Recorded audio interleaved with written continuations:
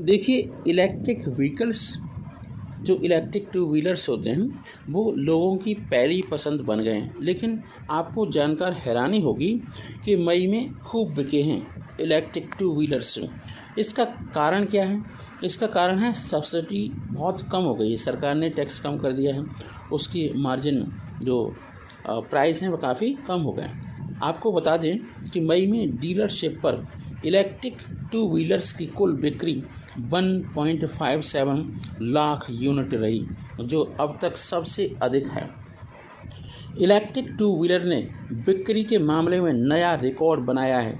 Battery से चलने वाले इलेक्ट्रिक वाहनों के खरीदारों को दी जाने वाली सब्सिडी में कटौती से पहले मई में इलेक्ट्रिक वाहनों की रिटेल बिक्री एक नया रिकॉर्ड पर पहुंच गई है। वाहन वेबसाइट के आंकड़ों के मुताबिक मई में डीलरशिप पर इलेक्ट्रिक वाहनों की कुल बिक्री 1.57 लाख यूनिट रही, जो अब तक की सबसे अधिक है। ओला इलेक्ट्रिक मोबिलिटी प्राइवेट और टीवीएस मोटर लिमिटेड ने स्कूटर की मांग के कारण टू व्हीलर वाहनों की बिक्री 1 लाख यूनिट को पार कर दिया है और जून में 1 जून से इलेक्ट्रिक टू व्हीलर्स हुए बहुत ज़्यादा महंगे। इसका यही रीज़न है कि जब किसी चीज़ की डिमांड बढ़ेगी तो उसकी कीमत में बढ़ावा होगा। 1 जून से सरकार ने फेम सेकंड के तहत दी जाने वाली सब्सिडी कम कर दी है। इसलिए आपको बता दें कि इलेक्ट्रिक टू व्हीलर्स महंगे हो चुके हैं। सब्सिडी कम किए जाने के साथ ही इलेक्ट्रिक टू व्हीलर्स बनाने वाली कंपनियों ने भी अपनी गाड़ियों के दाम भी बढ़ा दिए हैं और मई में हुई जमकर खरीदारी भी इसका असर है। फेम सेकंड के तहत केंद्र सरकार इलेक्ट्रिक दोपहिया वाहन पर 15,000 रुपये प्रति किलोवाट की दर से सब्सिडी देती है, जिसे घटाकर अब 10,000 रुपये प्रति किलोवाट कर दिया गया है। इसके अलावा इलेक्ट्रिक वाहन पर एक्स फैक्ट्री कैप के साथ इंसेंटिव को 1500 और कह सकते हैं 15% कर दिया गया है। इससे पहले ये इंटेंसिव 40% था। 1 जून से सब्सिडी में हुए हैं ये बदलाव। क्या क्या? सरकार ने सब्सिडी कम करने की घोषणा पहले ही कर दी थी, क्योंकि ये तय था कि सब्सिडी कम होने के बाद कंपनियां 1 जून से इलेक्ट्रिक दोपहिया वाहनों में दाम बढ़ा सकती है। इसका असर वाहनों की बिक्री पर पड़ा। लोगों ने मई में जमकर खरीदारी की, लेकिन आपको बताएं कि 2019 में शुरू की गई फेम सेकंड की योजना 1 अप्रैल 2019 को फेम सेकंड की योजना शुरू होने के 3 साल बाद लागू किया गया है कुछ योजनाओं को। इन योजना की आउटले राशि 10,000 करोड़ रुपए थी। इसके बाद जून 2021 में इलेक्ट्रिक टू व्हीलर्स के लिए सब्सिडी की राशि को वाहन की लागत के 40% की सीमा के साथ 10,000 रुपये प्रति किलोवाट से बढ़ाकर 15,000 रुपये प्रति किलोवाट कर दिया गया था। अब इसे घटाकर फिर से 10,000 रुपये प्रति किलोवाट कर दिया गया है। तो ये प्रक्रिया हुई है। आपको बताते हैं दोपहिया वाहन काफ़ी खरीदे जा रहे हैं। जय हिंद, जय भारत। तमिलनाडु में राज्यपाल RN रवि की एक फैसले को लेकर सियासत तेज हो गई है। राजनीति बहुत तेज़ी से गर्मा गई है। क्या कारण है? इस पूरे मामले में कई पार्टियों ने राज्यपाल के साथ बीजेपी की केंद्र सरकार को भी घेरा है। राज्यपाल ने तमिलनाडु सरकार में मंत्री वी सेंथिल बालाजी को बर्खास्त करने की घोषणा कर दी थी, लेकिन इस पर हुए शोर शराबे और हंगामे के कारण 5 घंटे बाद उन्होंने अपना फैसला वापस ले लिया। राज्यपाल पर ये भी आरोप लग रहे हैं कि उन्होंने बिना कानूनी सलाह के सेंथिल बालाजी को हटाने का फैसला कर लिया। 14 जून को आपको बता दें कि ईडी ने मनी लॉन्ड्रिंग के केस में सेंथिल बालाजी को गिरफ्तार कर दिया था और गिरफ्तारी के बाद ये भी घोषणा की गई कि उनकी तबीयत खराब हो गई थी और उन्हें बाईपास सर्जरी करानी पड़ेगी। बाद में चेन्नई की एक अदालत ने इस मामले में उन्हें 28 जून तक न्यायिक हिरासत में भेज दिया गया था। अब 28 जून तो चली गई, ख़त्म हो गई। बालाजी पर नौकरी घोटाले की एक केस में कथित तौर पर मनी लॉन्ड्रिंग का आरोप लगाया गया है। बालाजी, सेंथिल बालाजी काफ़ी फेमस मंत्री हैं। तमिलनाडु सरकार में बिजली, आबकारी और मद्य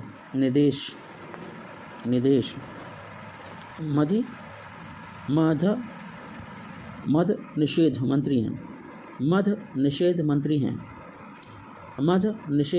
मंत्री थे। गिरफ्तार के समय ही उन्हें सीने में दर्द की शिकायत हुई थी, तो उन्हें अस्पताल में भर्ती कराया गया। फिलहाल सेंथिल बालाजी चेन्नई के कावेरी हॉस्पिटल में जहां दिल की बीमारी के लिए इलाज होता है, उनका इलाज कराया जा रहा है। राज्यपाल ने स्टालिन को चिट्ठी में क्या लिखा था, ये बताते हैं। इस बीच तमिलनाडु में एमके स्टालिन की सरकार ने उनका विभाग उनसे ले लिया है। सरकार ने ये भी घोषणा की कि सेंथिल बालाजी मंत्री पद पर बने रहेंगे, हालांकि उनके पास कोई विभाग नहीं होगा।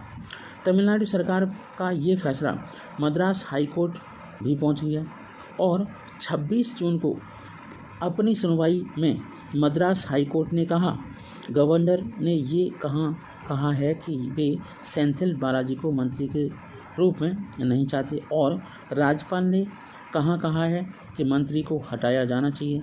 सेंथिल बालाजी के मंत्री के रूप में काम जारी रखने को अस्वीकार करने और उनके हटाने के आदेश में अंतर है, लेकिन इस मामले में गुरुवार शाम को उस समय एक नया मोड़ आ गया जब राज्यपाल RN रवि ने सेंथिल बालाजी को मंत्री पद से हटाने की घोषणा कर दी। राज्यपाल दफ्तर की ओर से जारी एक प्रेस विज्ञप्ति में इस पर विस्तार से जानकारी दी गई और इस प्रेस रिलीज में कहा गया है कि सेंथिल बालाजी मनी लॉन्ड्रिंग जैसे गंभीर आपराधिक मामलों का सामना कर रहे हैं और वे जांच को प्रभावित कर सकते हैं। प्रेस रिलीज में ये भी कहा गया कि कैबिनेट में सेंथिल बालाजी की मौजूदगी कानूनी प्रक्रियाओं पर नकारात्मक प्रभाव डालेगी। इसके साथ ही राज्यपाल ने मुख्यमंत्री MK स्टालिन को 5 पन्नों की चिट्ठी भेजी और ये भी बताया कि वे क्यों सेंथिल बालाजी को पद से हटा रहे हैं। राज्यपाल ने ये भी लिखा कि सामान्य परिस्थिति में राज्यपाल मंत्री परिषद की सलाह पर काम करता है, लेकिन मेरी सलाह के बावजूद आपने सेंथिल बालाजी को मंत्री बनाए रखा और ये आपका पक्षपातपूर्ण रवैया दिखाता है।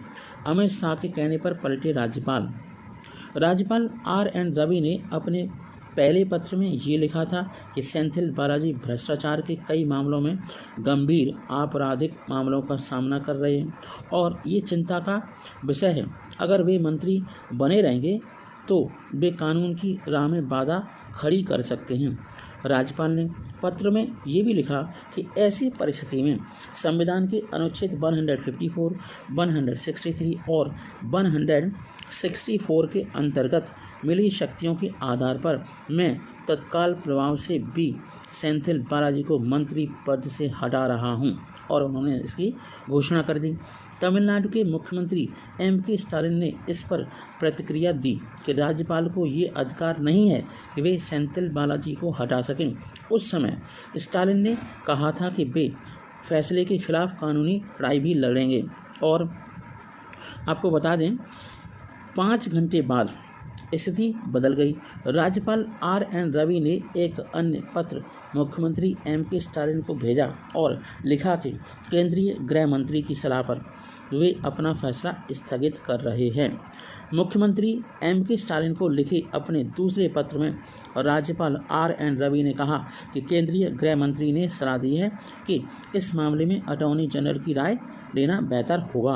उन्होंने आगे लिखा, इस कारण मैं अटॉर्नी जनरल की सलाह ले रहा हूं और इस बीच अगले आदेश तक सेंथिल बालाजी को हटाने का फैसला स्थगित हो रहा है। विपक्षी दलों की प्रतिक्रिया।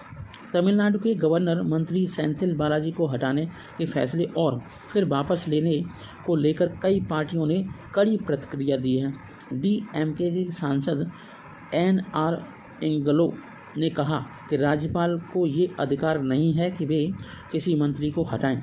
उन्होंने असंवैधानिक और गैर कानूनी काम किया है। पार्टी अपने अगले कदम पर फैसला लेगी।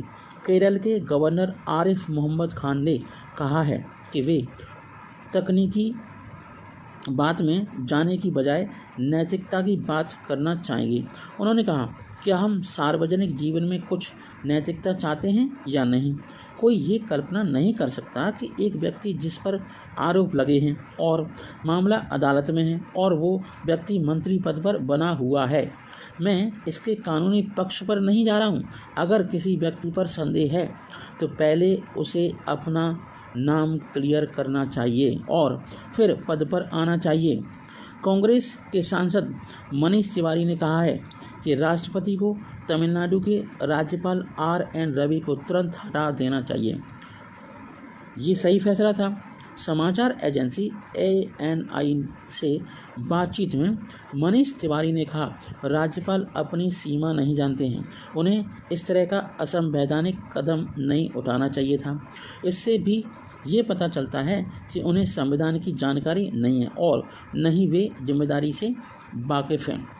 मार्क्सवादी कम्युनिस्ट पार्टी CPM के पोलित ब्यूरो ने तमिलनाडु के राज्यपाल के कदम की कड़ी आलोचना की है। पार्टी ने इस बारे में एक बयान भी जारी कर दिया। इस बयान में पार्टी का कहना है कि राज्यपाल का फैसला पूरी तरह से असंवैधानिक है। मुख्यमंत्री की सलाह के बिना राज्यपाल न तो किसी मंत्री को नियुक्त कर सकता है और न ही हटा सकता है। CPM का कहना है कि तमिलनाडु की राज्यपाल अपने पद पर बने रहने लायक नहीं हैं। पार्टी ने मांग की है कि राष्ट्रपति को उन्हें वापस बुला लेना चाहिए। ये हुआ है। राज्यपाल के क्या हैं अधिकार, ये मैं आपको समझाता हूँ। राज्यपाल R.N. रवि ने अपने पहले पत्र में संविधान के अनुच्छेद 154, 163 और 164 का जिक्र किया था और ये कहा था कि इसी के आधार पर वे मंत्री सेंथिल बालाजी को बर्खास्त कर रहे हैं। आइए जानते हैं कि इन अनुच्छेदों के तहत राज्यपाल के क्या क्या अधिकार हैं। अनुच्छेद 154 के तहत ये कहा गया है कि राज्यपाल की कार्यपालिका शक्ति राज्यपाल में निहित होगी और वह इसका प्रयोग इस संविधान के अनुसार स्वयं या आप अपने अधीनस्थ अधिकारियों के द्वारा करेगा। जबकि अनुच्छेद 163 के तहत ये बताया गया है कि मुख्यमंत्री और उसकी मंत्रिपरिषद राज्यपाल को उसके कामकाज में सहयोग और सलाह देगी, लेकिन संविधान के तहत जिन कार्यों में राज्यपाल से उसके विवेक के अनुसार काम करना अपेक्षित है वो ऐसा कर सकते हैं। अगर इस पर कोई सवाल उठता है तो राज्यपाल का अपने विवेक के अनुसार किया गया फैसला अंतिम होगा। राज्यपाल के किसी फैसले को वैधानिकता पर इस आधार पर सवाल नहीं उठाए जाएंगे कि उन्होंने विवेक के अनुसार काम करना चाहिए या नहीं। किसी प्रश्न की इस आधार पर किसी न्यायालय में जांच नहीं की जाएगी कि क्या मंत्रियों ने राज्यपाल को कोई सलाह दी है या नहीं दी है, अगर सलाह दी है तो क्या दी है।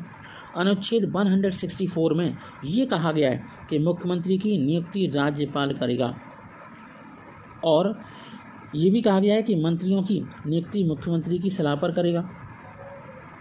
मंत्री राज्यपाल की इच्छा तक अपने पद पर बने रहेंगे। ये काफ़ी कारण हैं। चलिए